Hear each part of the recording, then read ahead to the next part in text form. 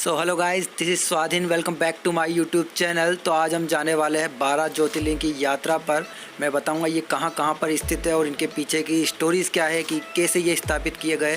तो आइए शुरू करते हैं आज की हमारी वीडियो। और अगर वीडियो पसंद आए तो लाइक ज़रूर कर देना और चैनल को सब्सक्राइब कर लेना।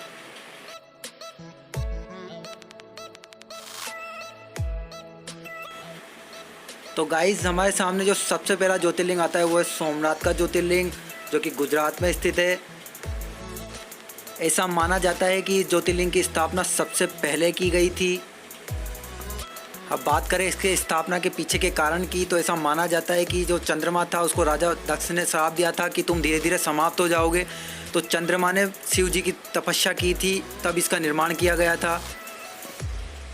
और इसी तपस्या के कारण चंद्रमा को श्राप से मुक्त कर दिया गया था। और तभी से माना जाता है कि चंद्रमा पूरी तरह से समाप्त ना होकर 15 दिन तक बढ़ता है, फिर 15 दिन तक घटता है। तो अब बात करते हैं दूसरे ज्योतिर्लिंग की, जो कि है त्र्यंबकेश्वर टेम्पल, जो कि नासिक में स्थित है। अब बात की जाए इस टेम्पल की, तो ये टेम्पल पूरी तरह से काले पत्थरों से बना हुआ है, जो कि देखने में बहुत ही सुंदर लगता है। इसके स्थापना के कारण की बात की जाए तो एक ऋषि हुआ करते थे, गौतम ऋषि। उन पर गौ हत्या का गलत आरोप लगा दिया गया था। तो उन्होंने शिवलिंग बनाकर शिव की तपस्या की थी और इसी वजह से उन्हें श्राप से मुक्ति मिल गई थी। अब हम बात करते हैं तीसरे ज्योतिर्लिंग, जो कि है काशी विश्वनाथ टेम्पल, वाराणसी, उत्तर प्रदेश में। अगर हम बात करें इसके स्थापना के पीछे के कारण की, तो ऐसा माना जाता है कि इसकी स्थापना किसी मनुष्य के तप या तपस्या से नहीं हुई है, बल्कि खुद परमेश्वर शिव के रूप में यहाँ पर विराजमान है।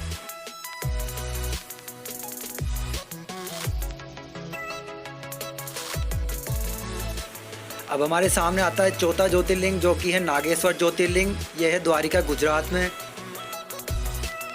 अब अगर इसके स्थापना के पीछे के कारण की बात की जाए तो ऐसा माना जाता है कि शिव का एक भक्त हुआ करता था जिसका नाम सुप्रिय था। तो वो जब समुद्र को पार कर रहा था तो एक राक्षस ने उनको बंदी बना लिया। तब सुप्रिय ने इस शिवलिंग की स्थापना की थी और तपस्या की थी। तब से ही ऐसा माना जाता है कि यह ज्योतिर्लिंग यहीं पर स्थापित है। अब हमारे सामने अगला ज्योतिर्लिंग आता है, जो कि है रामेश्वरम, जो कि तमिलनाडु में स्थित है। अगर इसके पीछे के स्थापना के कारण की बात की जाए तो ऐसा माना जाता है कि जब भगवान श्री रामचंद्र जी जब लंका जा रहे थे, तब उन्होंने विजय प्राप्ति के लिए इसकी स्थापना की थी और यहाँ पर तपस्या की थी। तभी से यह ज्योतिर्लिंग यहीं पर स्थापित है।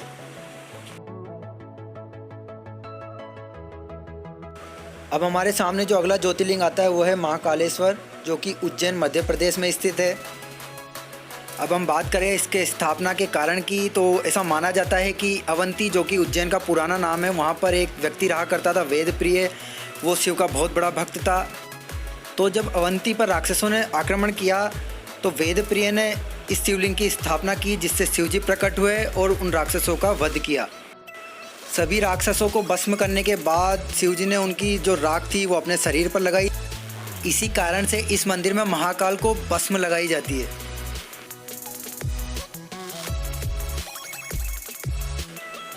अब जो हमारे सामने अगला ज्योतिर्लिंग आता है वो है केदारनाथ, जो कि उत्तराखंड में स्थित है।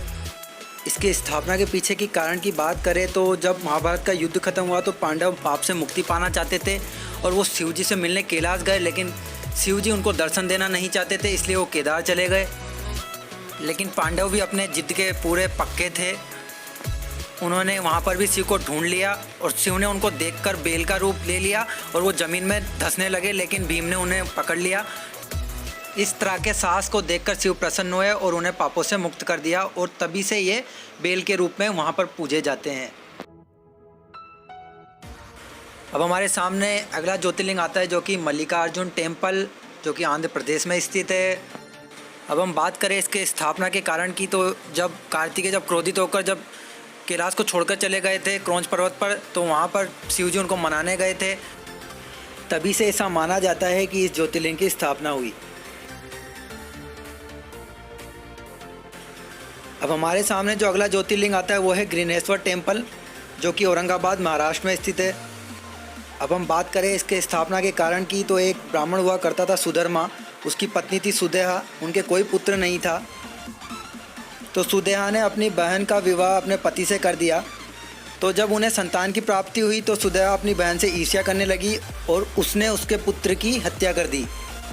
इसके बाद सुदेहा की बहन ने शिवजी की कठोर तपस्या की और शिवजी प्रकट हुए और उस पुत्र को वापस जीवित कर दिया। तभी से यह ज्योतिर्लिंग यहीं स्थापित है। अब हम बात करते हैं अगले ज्योतिर्लिंग की, जो कि है भीमाशंकर टेम्पल, जो कि महाराष्ट्र में स्थित है। अब हम बात करें इसके स्थापना की, तो ऐसा माना जाता है कि भीमा नाम का एक राक्षस हुआ करता था। तो शिवजी ने उस राक्षस से मुक्ति दिलाने के लिए देवताओं को वादा किया था। तो अपने वादे के अनुसार शिवजी ने भीमा का वध किया और वहीं पर शिवलिंग के रूप में पूजे जाने लगे। अब हम बात करते हैं अगले ज्योतिर्लिंग की, जो कि है बैद्यनाथ टेम्पल, जो कि झारखंड में स्थित है। अब हम बात करें इसकी स्थापना की, तो ऐसा माना जाता है कि विश्व विजेता बनने के लिए रावण शिवजी को अपने साथ लंका लेकर जा रहा था, लेकिन देवी शक्ति की इच्छा के अनुसार ये वहीं पर रख दिया गया और जब से इसकी स्थापना वहाँ पर हो गई।